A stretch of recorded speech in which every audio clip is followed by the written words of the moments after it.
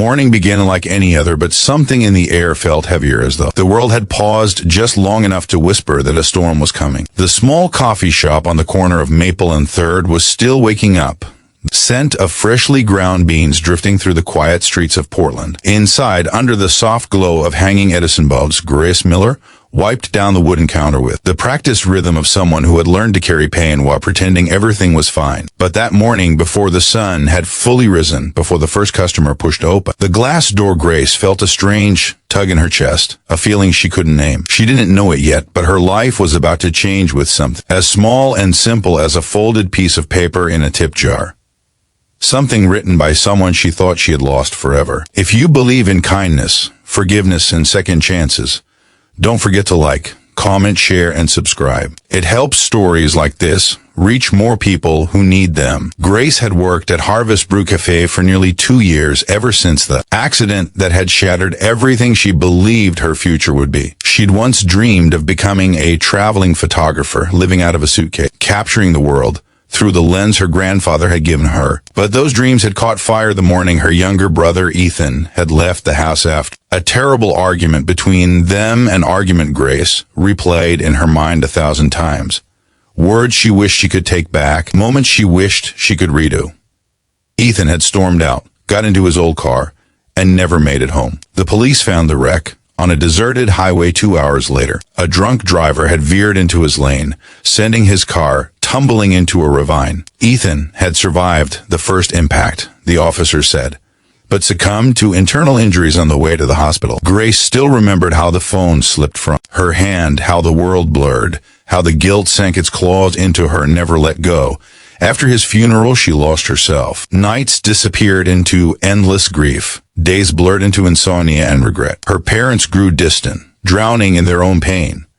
But Grace drowned the fastest. She stopped taking photos, stopped dreaming, stopped hoping. The camera stayed hidden in a dusty box under her bed, too painful to touch. The only job she could manage was at the cafe, where at least the routine kept her from falling apart completely. She poured coffee, smiled at strangers, and hid the storm inside her chest.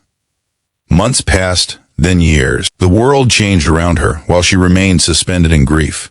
She learned how to fake laughter enough to seem normal. But everything, the quiet mornings, the soft music, the grind of espresso, only reminded her of Ethan.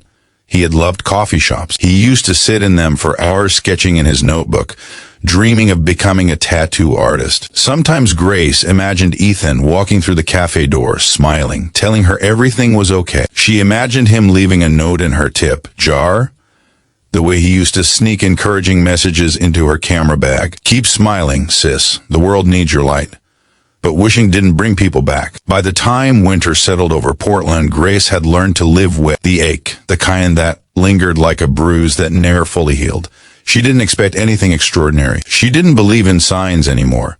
But fate, as it often does, had other plans. That Friday morning, the cafe was unusually busy, filled with the sound of rain tapping against the windows and the chatter of people escaping the cold. Grace moved through the line with soft efficiency, handing out warm drinks and offering practice smiles. Someone must have tossed in a handful of bills because her tip jar filled quickly. It wasn't until the lunch rush slowed that she noticed something unusual, a small folded note tucked beneath a couple of crumpled dollar bills. She almost ignored it. People sometimes left complaints or jokes or phone numbers, but something about the way it was folded neatly, carefully caught her attention. She reached into the jar, pulled it out, and unfolded it slowly, expecting nothing more than a random word of thanks. But the moment her eyes landed on the handwriting, something inside her cracked wide open. It was Ethan's handwriting, not similar, not coincidental, his exact writing. The way he curled his R's, the way his letters dipped slightly to the left, the way he dotted the I with a tiny flick at the end. Grace's breath hitched, and for a second, the world disappeared. She grabbed the counter to steady herself as a wave of dizziness washed over her. Her hands trembled so violently she almost dropped the note. The words were simple, written in blue ink that looked too fresh, too alive. I'm sorry I left. I'm okay. Keep living for us both. Grace felt her heart slam against her ribs. Tears blurred her vision instantly, spilling onto the paper. Her first instinct was denial. This couldn't be happening. Ethan was gone, buried. How could this be possible? But the note looked fresh, untouched by time. No water damage, no fading, nothing old about it. It felt impossible. Her breathing grew shallow. She pressed the note to her chest and stepped into the back room, her body shaking. For several minutes she sat on a crate of coffee beans, clutching the message, her mind spinning. Maybe someone was playing a cruel joke. Maybe someone had copied his handwriting. But how would they know? Ethan had never posted his handwriting online. He had written letters only to her. Private letters, personal ones she kept in a box under her bed.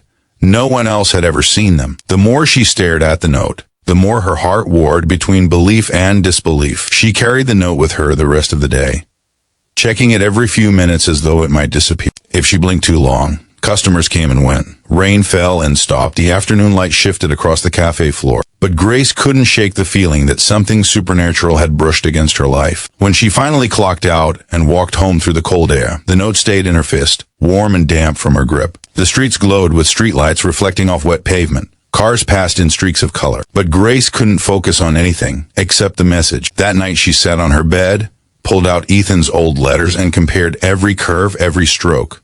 It was identical. So exact it made her chest ache. She cried for hours. Not the sharp, shattered crying of the early days of grief, but the deep, soul-rinsing kind, the kind that comes when pain and healing collide. It felt like Ethan was there with her, telling her the words she had begged to hear.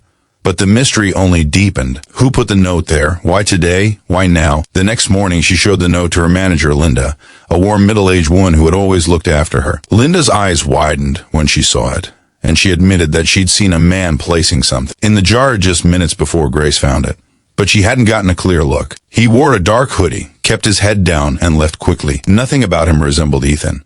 But the idea that someone knew enough to write like him chilled Grace. Several days passed, and Grace couldn't shake the feeling that the note was meant for her. Not as a joke, but as a message. The handwriting was real, but maybe something else was too. Maybe the universe, God, fate, or something far beyond human understanding had allowed Ethan's voice to reach her. Not physically, not in the flesh, but spiritually, through the hands of someone who didn't even know what they were delivering. She began to notice changes in herself. She walked a little lighter. She slept a little better. She pulled her camera out, again for the first time in nearly 2 years, brushing dust from the lens like she was waking up a sleeping part of herself. She took photos of the sunrise, of strangers laughing outside the cafe, of little details Ethan would have noticed. For the first time since the accident, she felt connected to him, like he was guiding her hand again.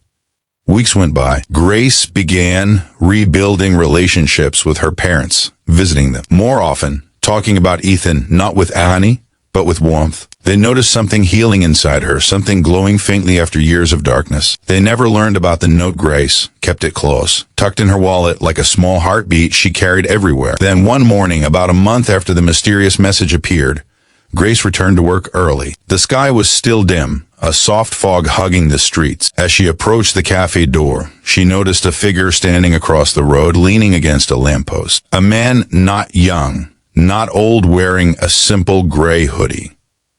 His hands were buried in his pockets, his posture relaxed but still. When he noticed her, he lifted his head. His face was unfamiliar, but his eyes held something hauntingly gentle.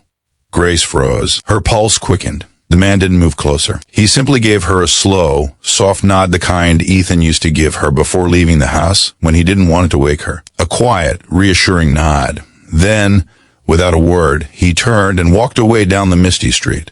Grace didn't chase him. She didn't need to.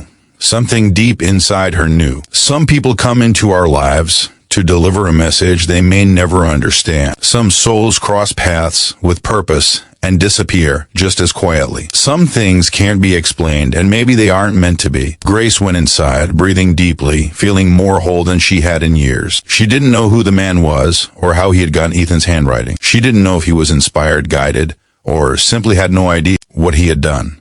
But she knew one thing with absolute certainty: the note was meant for her. And Ethan wanted her to keep living. From that day on, Grace lived differently. She volunteered at grief support centers, sharing her story carefully, reminding others that healing wasn't linear but possible. She traveled again, slowly at first, nearby towns, small nature trails, always carrying her camera. Her photos became softer, more hopeful, filled with light. Eventually, she created a small online gallery titled For Ethan. It gained quiet attention, then grew, touching strangers across the country who had lost someone too soon. Years later, when Grace opened her first photography exhibit in a little gallery in downtown Portland, she placed the original handwritten note in a simple black frame by the entrance. People stopped to read it, some with tears in their eyes. Grace didn't explain its origin. She didn't talk about the man in the hoodie or the morning that changed her life. She simply let the message speak for itself, because sometimes life doesn't give us answers. It gives us signs. And sometimes a sign is enough to start living again. If this story touched your heart even a little, please make sure to like, comment, share, and subscribe. Your support helps us create more stories that bring comfort, hope, and healing to people around the world. Before we end, tell me in the comments, what message would you want to hear from someone you miss? Grace stood at her exhibit, watching people move slowly through the gallery, and for the first time since losing Ethan, she felt peace, not the absence of pain, but the acceptance of it. A gentle knowing that love never really leaves. It changes form. It moves differently. Sometimes it even finds its way into a tip jar on an ordinary morning. And as she lifted her camera to capture a moment of quiet light falling across the room, Grace whispered a silent thank you into the universe. For the note, for the healing, for the second chance she never expected, and for the brother she would never stop carrying in her heart.